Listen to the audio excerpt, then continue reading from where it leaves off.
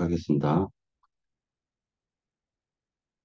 13장 그 종교열 말씀인데요. 이제 13장 말씀을 통해 가지고 저희가 이제 생각하고 있는 것은 뭐냐면은 13장의 그 핵심 주제는 11절, 13장 11절 같이 한번 읽도록 하겠습니다. 이는 죄를 위한 짐승의 피는 대제사장이 가지고 성소에 들어가고 라고 했는데 여기에서 성소는 지성소입니다. 성소에 들어가고 그 육체는 영문 밖에 불사름이니라 라고 되어져 있습니다. 여기에서 영문 밖에서 불사라진다 라고 얘기하는 것은 속죄제를 드릴 때 속죄제는 레위 지파나 아론 계열의 제사장들이 그 속죄제 제물을 먹지를 못합니다. 오직 영문 밖에 그 제물을 갖고 가서 완전하게 불살라 버리는 거예요. 그래서 성전에서 일하는 그 어떤 사람도 속죄 제사를 드린 그 제물에 대해서는 먹지를 못하는 것을 암시하고 계시는 것입니다. 이것은 레위기를 갖다 참고하시면 될 것 같고요. 그 다음에 여기서 중요한 것 하나가 있는데 뭐냐면은 하나님께서 지성소에서 우리가 인간의 관점에서는 속죄 제물을 가지고 1년 1차에 지성소로 가는 것을 갖다가 여지껏 히브리서는 얘기를 하고 있었어요. 그런데 13장에서는 지성소에 계신 하나님께서 인간들에게 찾아오는 것을 반대로 방향을 바꿔서 설명하고 있는 내용입니다.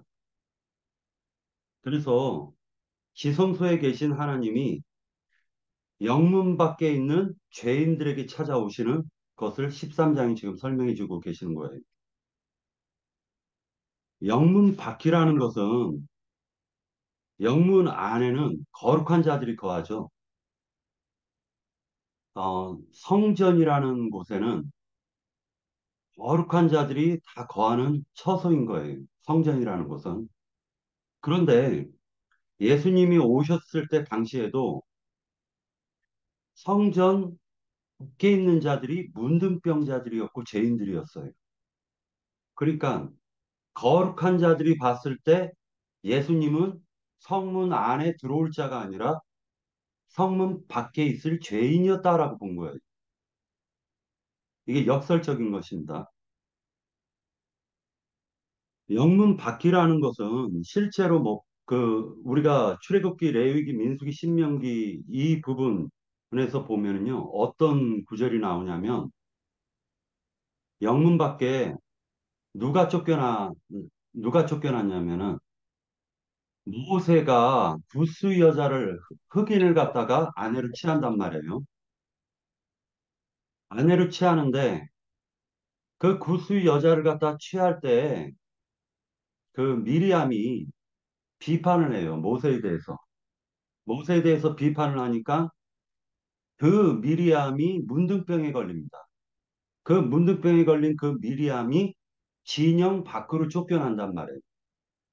그때는 진영 밖이에요.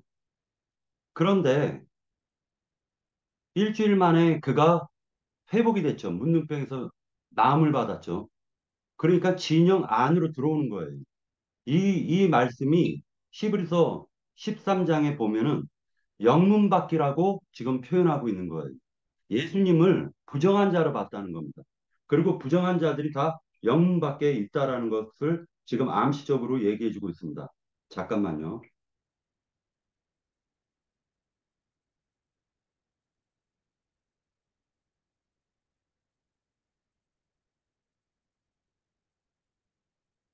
그렇기 때문에 이 영문 밖에라는 이 말을 갖다가 우리가 의미 있게 바라봐야 되는데 대제사장이 속죄절 때에 1년 1차에 소를 잡아가지고 그 똥과 모든 그 기름진 내장을 빼서 불사르고 난 이후에 영문 밖으로 끌고 나가 그 소를 갖다가 영문 밖에서 또 한 번 불사르는 거예요. 이 표현이 우리가 깊이 생각해야 될 게 뭐냐면은 히브리서는 의도적으로 지금 영문 밖으로 쫓겨난 자들이 바로 하나님이 구원할 자들이다라는 걸 지금 예표적으로 보여주는 사건이라는 거예요. 그래서 이 히브리서 13장에 11절하고 13절이 핵심 주제인데 12절과 13절을 같이 읽도록 하겠습니다. 그러므로 예수도 자기 피로써 백성을 거룩하게 하려고 성문 밖에서 고난을 받으셨느니라. 그런즉 우리도 그의 치욕을 짊어지고 영문 밖으로 그에게 나아가자. 이렇게 지금 얘기하고 있는 겁니다. 다시 얘기해서 뭐냐면 거룩한 여보, 네. 도현이 지금 자꾸만 카톡 오니까 도현이한테 네. 거룩한 자들이 영문 밖으로 오고 있다라고 지금 얘기하고 있는데 거룩한 자들이 영문에 있다라고 지금 생각하고 있는데 부정하거나 죄인이라고 생각하는 자들은 다 영문 밖에 있었어요. 예수님께서는 지금 하나님께서는 지성소에서 지금 번제단을 거쳐서 그리고 영문 밖으로 나와 모든 죄인들을 만나 주시고 계시다라는 거예요. 그리고 이제 그 영문 밖이 오히려 천상길이 되었다라는 것입니다. 그리고 오히려 영문 안은 저주받은 자들이 거하는 거처가 되었다라는 것입니다. 이것을 시브리서는 지금 얘기해 주고 계십니다. 그래서 실제로는 그 영문 안에는 가인의 후손들이 있었다라는 걸 지금 증거하고 있는 내용입니다. 자, 십자가의 길이라고 하는 이 부분이 알고 보면 사람들에게 너는 죄인이야라고 판정을 받아 쫓겨나는 것이 바로 십자가의 길이었던 거예요. 우리가 세상 가운데서 종교 체계로 들어갔고 그 종교 체계 안에서도 너는 죄인이야라고 오히려 이단자라고 배척받으면서 쫓겨난 것이 바로 영문 밖으로 나간 것이고 그 영문 밖에서만이 오직 예수 그리스도를 만날 수가 있다라는 걸 지금 증거하고 있는 내용입니다. 그래서 곧바로 13장에서 보면 누가 그러면 영문 밖으로 쫓아냈고 그리고 지금 이 히브리인들이 예수를 믿는다는 것으로 말미암아 율법 종교 체계에 있는 유대교인들에게 핍박과 박해를 받고 있는 것을 지금 암시해주고 있는 내용이에요. 그래서 실제로 맨 마지막 절에 보면 디모데가 나오는데 디모데가 옥에 갇혀 있었다라는 거예요. 왜 옥에 갇혀 있었느냐? 유대교 종교 체계에서 봤을 때는 예수를 믿는 자들, 그리고 예수를 믿는 자들은 죽여야 될 자이기 때문에 그 디모데를 유대교 종교 체계에 있는 유대교인들이 학회를 하고 세상 법정에 고발을 해서 옥에 가둬놨다라는 걸 우리가 볼 수가 있어요.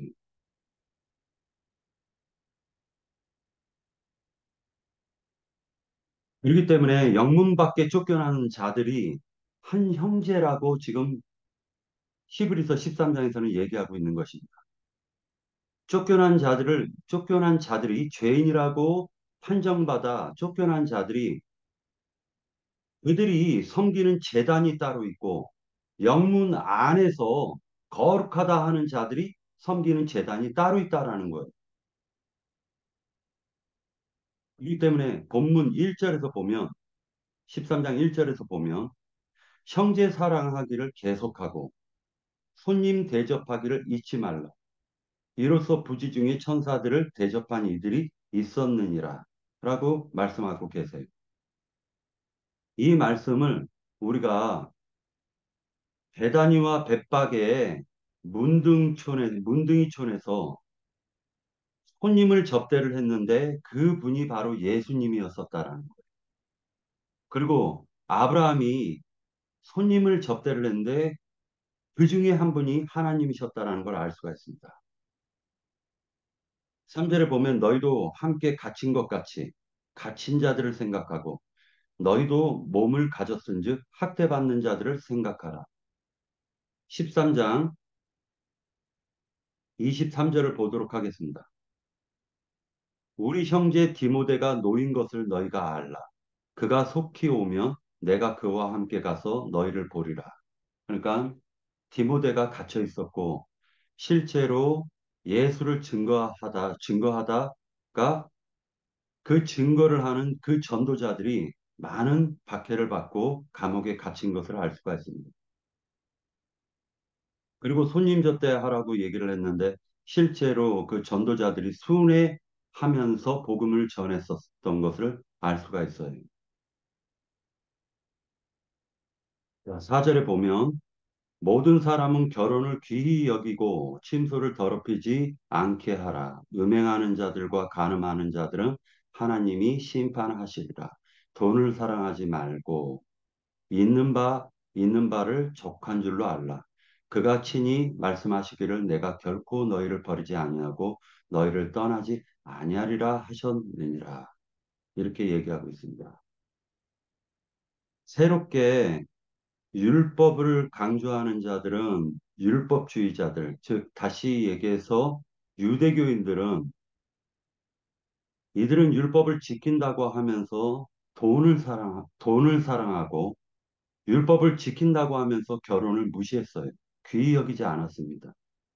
그러나 반대로 그리스도인은 그들에게 그들에게는 영문 밖에 쫓겨나 있는 자들이지만 오히려 새로운 재단에서 새롭게 하나님을 거룩하게 섬긴다라는 걸 암시해주고 있습니다. 본문 6절을 보도록 하겠습니다. 그러므로 우리가 담대히 말하되 주는 나를 돕는 이시니 내가 무서워하지 아니하겠노라. 사람이 내게 어찌하리요? 라고 얘기합니다. 어,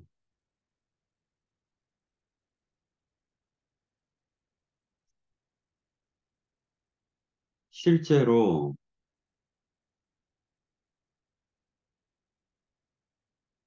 십자가의 길이라는 이 부분을 갖다가 십자가의 도라는 부분을 잠시 그 장로 형제님이 정리한 부분을 갖다가 좀 읽어드리겠습니다. 십자가의 도라는 게 실제로는 아담이 선악을 알게 하는 나무를 따먹었어요. 따먹고 난 다음에 정령 죽으리라 했을 때 영과 혼과 몸이 전체적으로 다 죽어버렸습니다. 그래서 영육이 다 죽어버렸어요. 아담이. 그러니까 그 죽은 생명은 사망인 죄가 다스리도록 그러한 법칙이 적용이 되는 것입니다.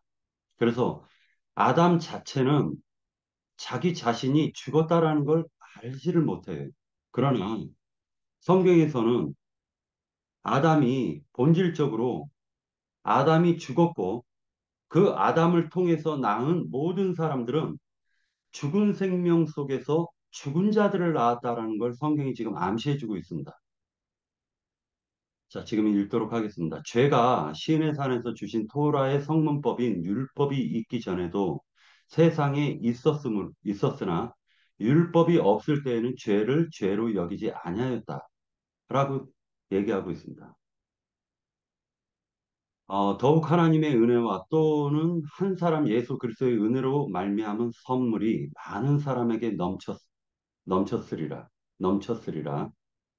또 이 선물은 범죄하는 한 사람으로 말미암은 것과 같지 아니하니 심판은 한 사람을 인하여 정죄에 이르렀으나 은사 즉 임금께서 내려주신 또는 임금이 주신 물건은 많은 범죄를 인하여 의롭다 하심의 이름이니라.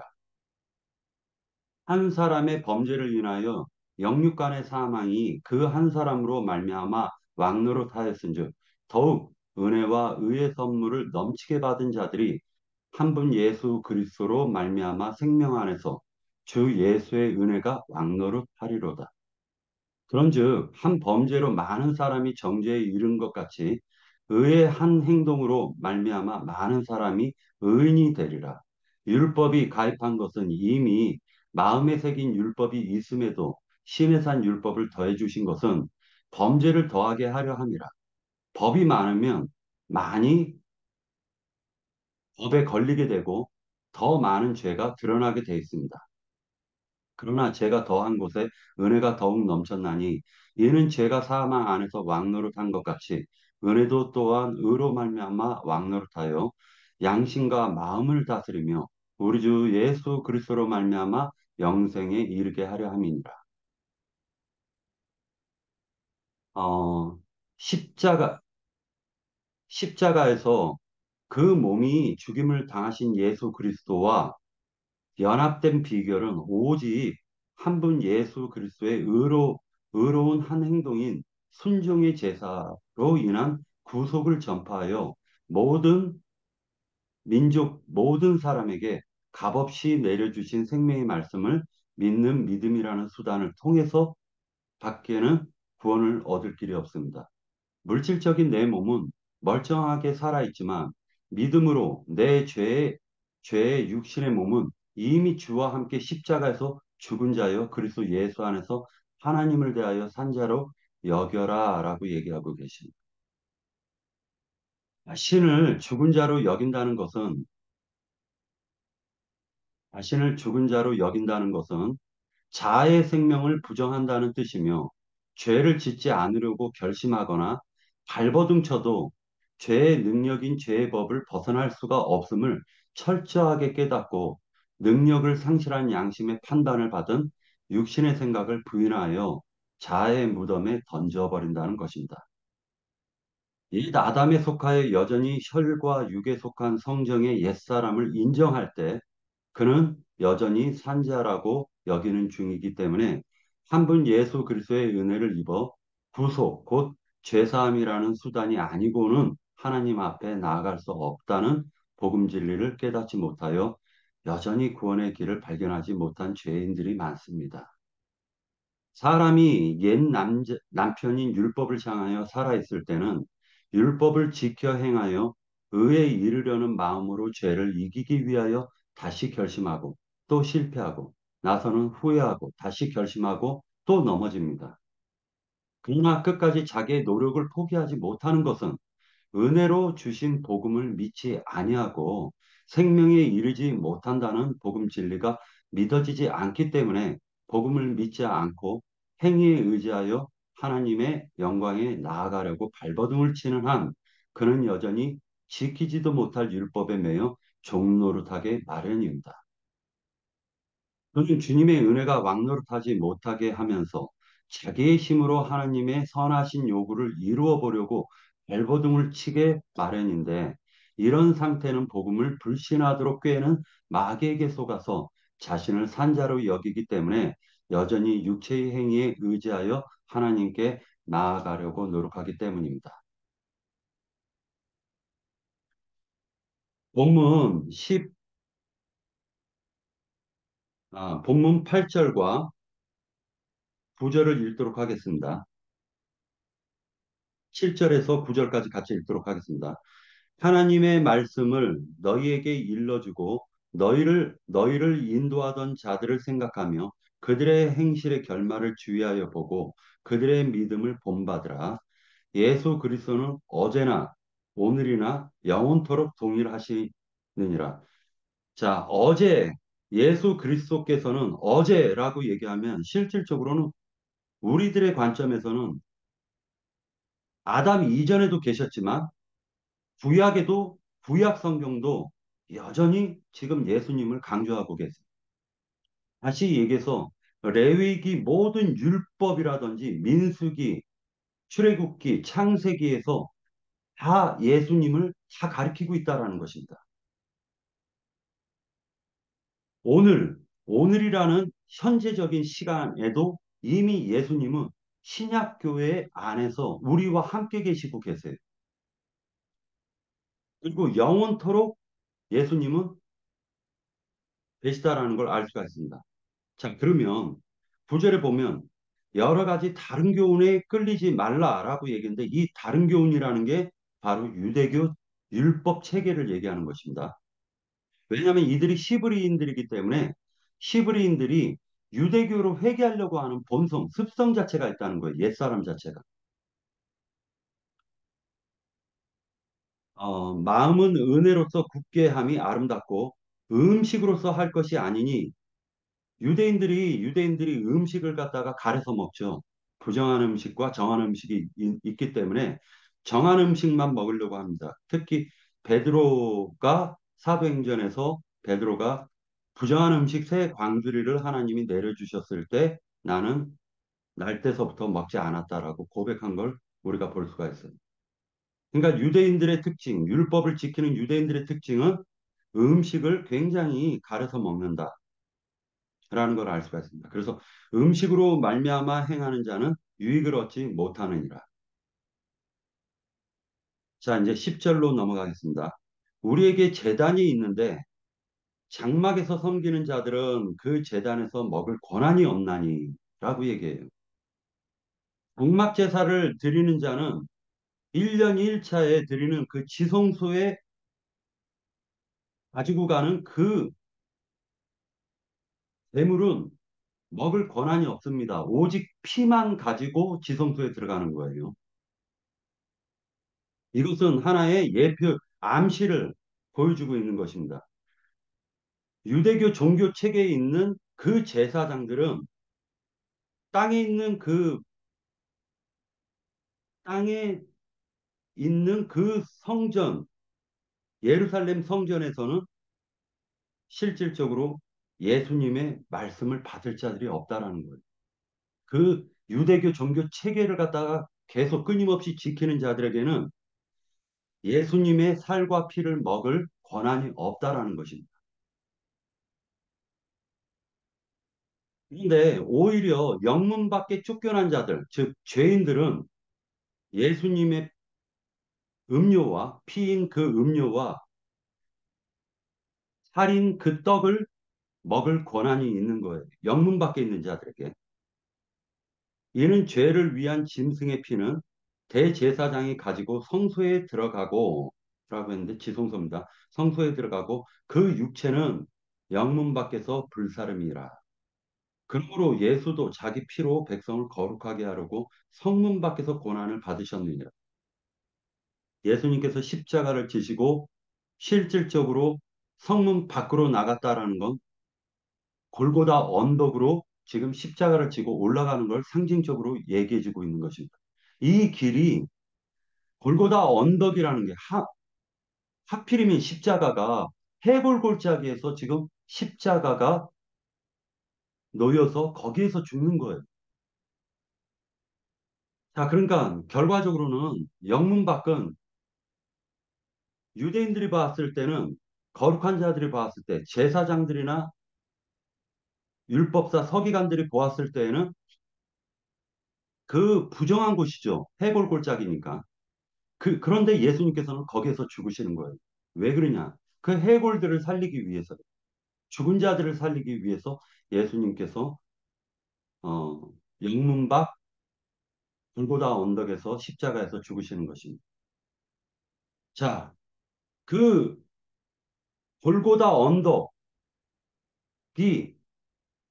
얘기해주고 있는 것은 암시해주고 있는 것은 14절에 우리가 여기에서는 영원한 도성이 없으므로 장차 올 것을 찾나니라고 되어져 있는데 그 해골 골짜기에 그 죽어 있는 자들을 에스겔 선지자가 대언해 가지고 살린 것처럼 죽은 자들을 살려 가지고 이제 12장에 나오는 12장 22절에 나오는 그러나 너희가 이른 곳은 시온산과 살아계신 하나님의 도성인 하늘의 새 예루살렘과 천만 천사와 장자들의 총회교회로 이끌어 주셨다라는 거예요.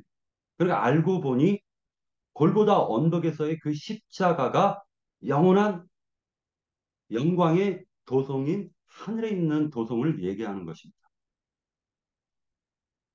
그러므로 우리는 예수로 말미암아 항상 찬송의 제사를 하나님께 드리자. 이는 그 이름을 증언하는 입술의 열매니라.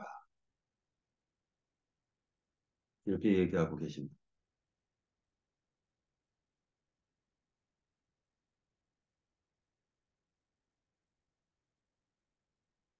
어, 마지막으로 정리한 것만 읽고 이제 끝내도록 하겠습니다.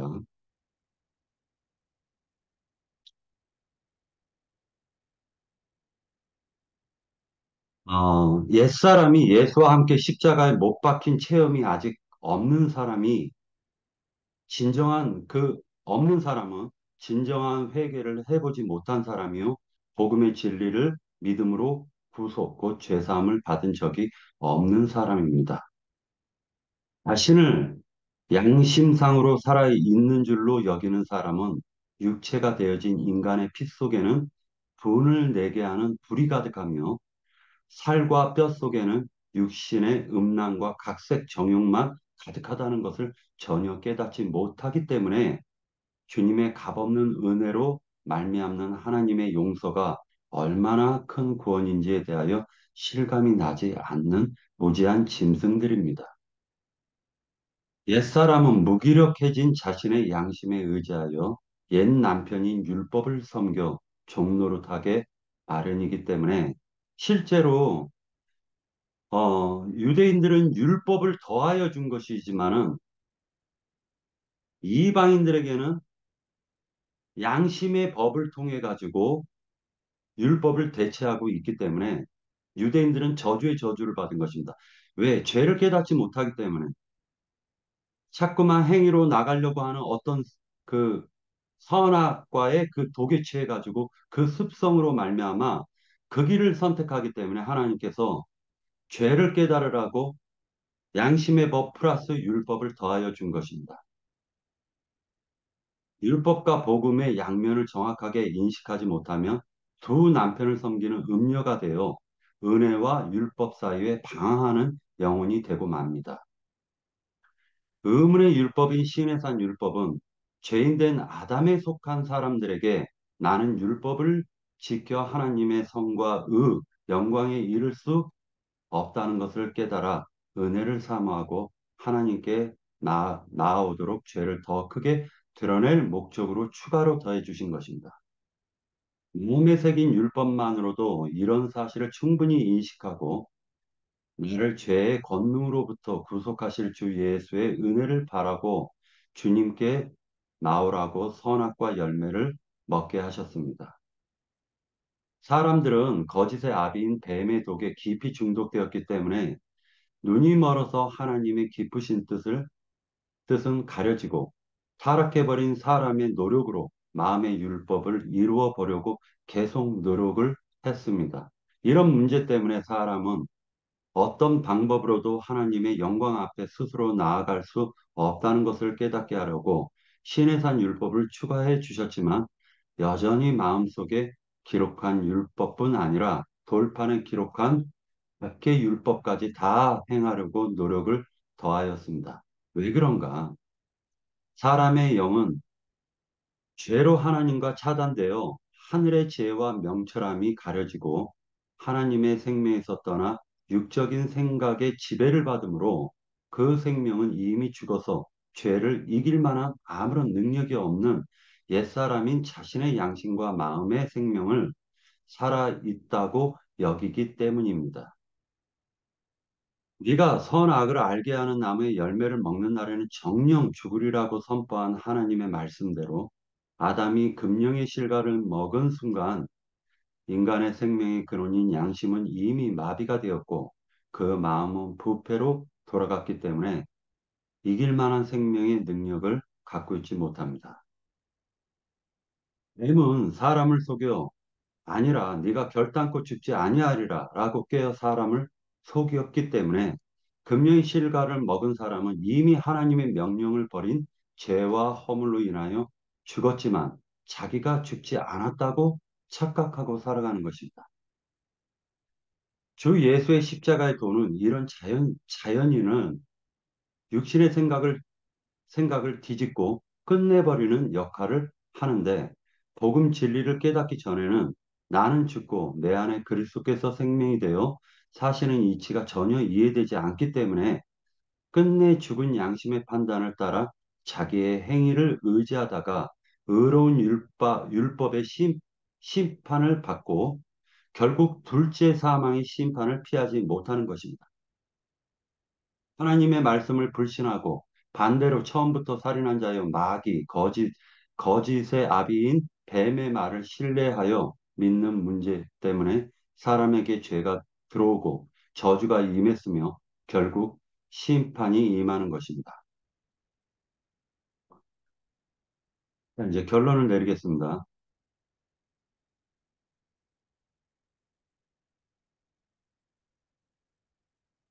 11에서 13장에서 우리가 볼 수 있는 것은 예수님의 온전한 제사를 믿는 삶을 권면하는 모든 주제를 마무리하고 있습니다. 여기에 한 번 제사와 특별히 제물에 대한 말씀이 있습니다. 우리에게 제단이 있고 그 제단에 있는 제물은 장막에서 섬기는 자들이 먹을 권한이 없다는 것과 그 이유는 영문 밖에서 불사르기 때문이라는 말씀이 있기 때문입니다. 이는 제사의 규례에 관한 것인데 일반적인 번제의 경우 제단에 태운 제물 외에는 장막에 종사하는 이들이 먹을 수 있지만 재물의 피를 가지고 지성소에 들어가면 그 육체는 먹지 못하고 모두 불사른다는 대속죄일의 규례를 언급하고 있는 것입니다.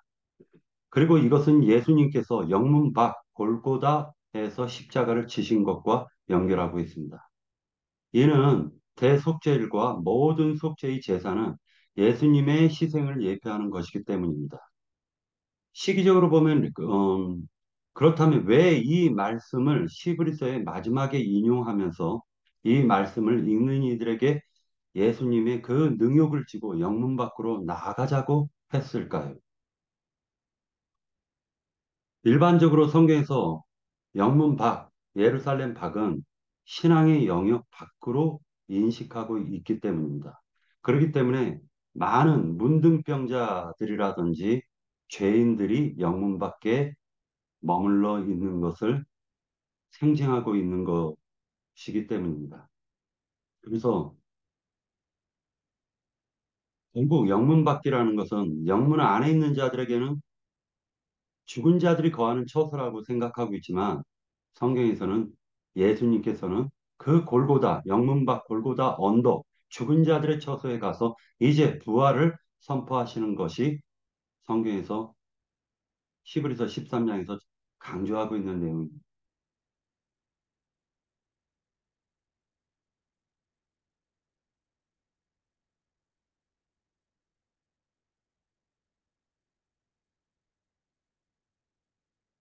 자, 저는 여기까지만 하고요. 어, 1부 마치고 2부로 곧바로 들어가겠습니다.